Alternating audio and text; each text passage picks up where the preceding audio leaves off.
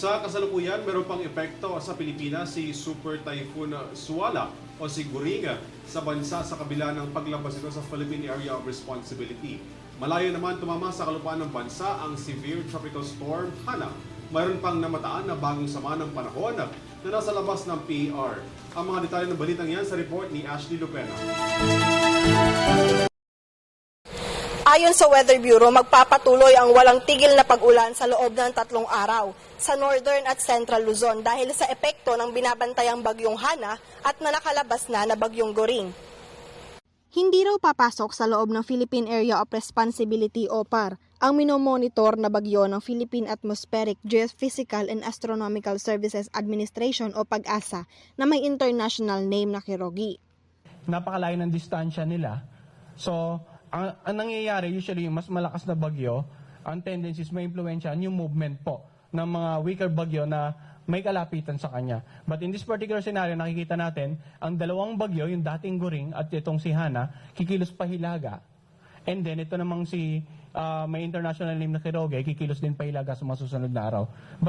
Ngunit ayon sa PAGASA, patuloy pa rin na makakaapekto ang bagyong Hana sa southwest monsoon o habagat na magdadala ng pag-ulan sa ilang bahagi ng bansa.